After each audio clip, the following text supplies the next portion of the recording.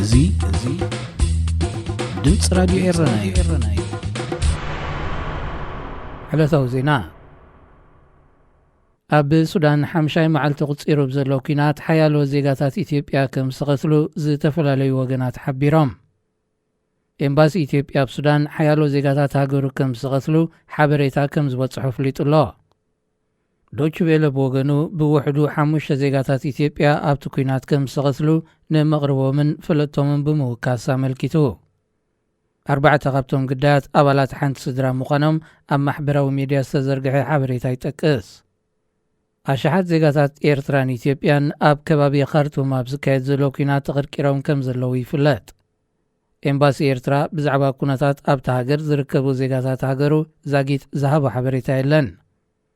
ኣብ ሱዳን ኣብ ዝቕጽል ዘሎ ግጭት ኣሳት 200 ሰላማውያን ሰባት ክቕተሉ እንከለዉ ልዕሊ 800 ብከቢድን ቀሊልን ከም ዝቆሰሉ ማሕበር ሓካይምቲ ሃገር ይገልጽ። ዋና ጸሓፊ ሕቡራት ሃገራት አንቶኒዮ ጉተረዝ ናብ ትግራይ ከይበጽሕ ብመንግስቲ ኢትዮጵያ ከም ዝተኸልከለ ዋሽንግተን ፖስት ቃሊሑ። እቲ መርበብ ዜና ካብ ክፍሊ ምክልኻል ኣሜሪካ ፔንታጎን ልሒቑ ንዝወፀ ስልያዊ ሓበሬታ ብምውካስ ኣብ ዝዘርግሖ ጸብጻቢዩ እቲ ዋና ጸሓፊ ናብ ትግራይ ከይበጽሕ ምኽልካሉ ዝጠቐሰ። እቲ ዋና ጸሓፊ ኣብ ኣዲስ ኣበባ ካብ 15 ክሳብ 19 ለካቲት ኣብ ዝተኻየደ ዋዕላ ሕብረት ኣፍሪቃ ምስ ተሳተፈ ናብ ትግራይ ከምርሕ ምዃኑ ተሓቢሩ ነይሩ።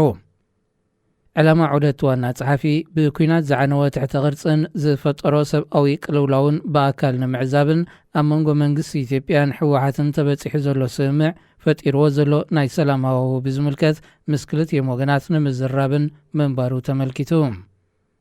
እንተኾነ ናብ ትግራይ ናይ ምብጻሕ መደቡ ብዘይተፈልጠ ምኽንያት ከም ዝተጎናደበ ጠቒሱ። ኣብዚ ቅንያት ካብ ኣሜሪካ ልሒቑ ብዝወፅእ ሓበሬታ መሰረት ድማ ምኽትል ቀዳማይ ሚኒስተርን ሚኒስተር ጉዳያት ወፃኢን ኢትዮጵያ ኣቶ ደመቀ መኮነን ናብቲ ዋና ጸሓፊ ብዝለኣኾ ደብዳቤ መሰረት ናብ ትግራይ ክበጽሕ ኣይተፈቕዶን።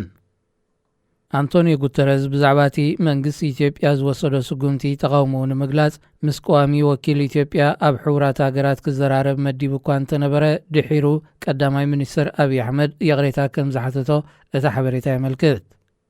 ካብ 2017 ኣትሒዙ ዋና ጸሓፊ ሕቡራት ሃገራት ዘሎ ፖርቱጋላዊ ዲፕሎማሰኛ ነበር አንቶኒዮ ጉተረዝ ኣብ ዝሓለፈ 6 ዓመታት ዘበነ ስልጣኑ ካብ መንግስታት ከምዚ ዓይነት ምኽልካል ከጋጥሞ እዚ ናይ ኢትዮጵያ ናይ መጀመርያ ምዃኑ ከም ዝገለጸ ኣብቲ ሓበሬታ ሰፊሩሎ። ስዑድ ዓረብን ኣሜሪካን ናብ ጉዳይ ምቁራጽ ሰኹሲ ሱዳን ከም ዘተያ ክልቲአን ሃገራት ኣብ ዘውፅኦ መግለፂ ፍሊጠን።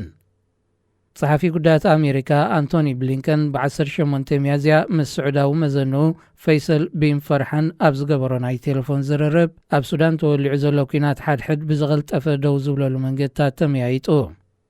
እቲ ላዕለዋይ በዓል ስልጣን ኣቐዲሙ ምስ ጀነራል አልቡርሃንን ጀነራል ሓምዳን ዳግሎን ኣብ ዝገበሮ ተመሳሳሊ ዝርርብ ክልቲኦም ወገናት 24 ሰዓታት ዝጸንሕ ምቁራጽ ሰኹሲ ከም ዝተሰማምዑ እኳ እንተገለጸሉ ኣብ ባይታ ግና ዝሃደአ ጠበናጆን ከበድቲ ብረታትን ኣይተረኣየን። ምስ ክልቲኦም ተጻረርቲ ሓይልታት ሱዳን ጥቡቕ ርክብ ዘለዋ ስዑድ ዓረብ ንክልቲኦም ወገናት ናብ ፖለቲካዊ ዘተቕርቦም ተኽእሎ ከም ዘሎ እዩ ዝግለጽ። እንተኾነ ስዑድ ዓረብ ዝህልዋ ሕርያ ካብ ጀነራል አልቡርሃን ንላዕሊ ብዝያዳ ናብ ጀነራል ሕሜቲ ከም ዝዛይድ ዝገልጹ ተንተንቲ ከም ናጻ ኣካል ሸምጋሌት ክትከውን ከም ዘይትኽእል የረድኡ። ሕብረት ኣፍሪቃ፣ ኢጋድ፣ ማሕበር ሃገራት ዓረብ፣ ሕቡራት ሃገራትን ከም ደቡብ ሱዳን፣ ጅቡትን ኬንያን ዝኣመሰላ ሃገራትን መቁራጽ ሰኹሲ ንኽትግበር ከም ሸምገልቲ ክዋስኣ ከም ዝኽእላ ኣንፊተን ኣለዋ። ኣብ ሱዳን ዝለዓለ ፖለቲካዊ ጽልዋ ዘለዋ ኣሜሪካ እቲ ዘተ ዋላ ብዝኾነ ካልእ ኣካል ክካየድ እትድግፍ እንተኾነት ምትእትታዋ ከም ዘይተቋረጽ እቶም ተንተንቲ ብተወሳኺ የገንዝቡ። ሱዳን ናብ እዋን ስርዓት አልበሽር ነሳት 20 ዓመታት ኣብ ትሕቲ በይናዊ እገዳ ኣሜሪካ ምንባራ ዝዝከር ኮይኑ ብሰንኪ እታ ሃገር ንከቢድ ቁጠባዊ ወታደራውን ፖለቲካውን ብድሆታት ተቐሊዓ እያ።